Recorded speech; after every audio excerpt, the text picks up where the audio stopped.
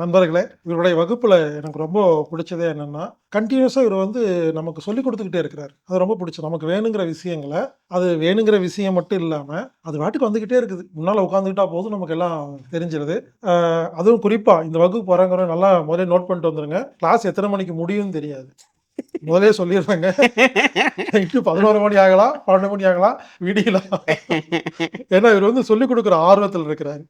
இவர்ட்ட நீங்க கத்துக்கணும்னா, கிளாஸ் நடக்கும்போது எதிர்ல உட்கார்ந்துட்டா போதும் நீங்க கத்துக்கலாம். ஆனா இவரு வந்து கிளாஸ் இல்லாதப்போ உட்கார்ந்து சப்போஸ் இப்ப கிளாஸ் இல்லாத ஒரு டைம்ல இவரு எங்கேயாவது ரோட்ல எங்கேயாவது பார்த்தீங்கன்னு வச்சுக்கங்களேன், சப்போஸ் இவரு யாருன்னு தெரியாத ஒரு நபர்ன்னு வச்சுக்கங்களேன், அவரு பாட்டுக்கு செவனேன்னு பேசாம போயிருவாரு.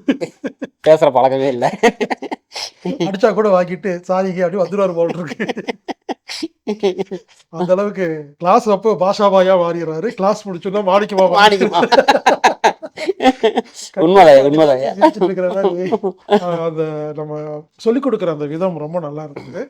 அத விட இப்ப நீங்க சொல்லும்போது சொன்னீங்க இல்லையா, அந்த எனர்ஜி எப்படி இருக்கணுங்கிறது. ஆமாய்யா. நீங்க நடத்தும்போது ரசிச்சது என்னன்னா, நீங்க சிகிச்சை குடுக்கறத விட, அந்த குடுக்கறக்காக ஒரு பொசிஷன்ல நின்னு அப்படி குடுப்பீங்கல்ல. சப்போஸ் அத வந்து ஒரு வீடியோ எடுத்துட்டு, அந்த சிகிச்சையில உட்கார்ந்திருக்காரு இல்லையா, அவர நீங்க ஹைட் பண்ணிட்டு பார்த்துன்னு வச்சுக்கங்களேன், இத டான்ஸ் அது ஒரு ஃபைட் பண்ற மாதிரி. ஒரு டாய்ச்சி கராத்தா மாரி அப்படி வந்து பொசிஷன்ல கராத்தா மாரி இருந்தது. கண்டிப்பாய்யா. எல்லாருமே ரசிக்கிறாங்க நல்லா அத. இருந்தது.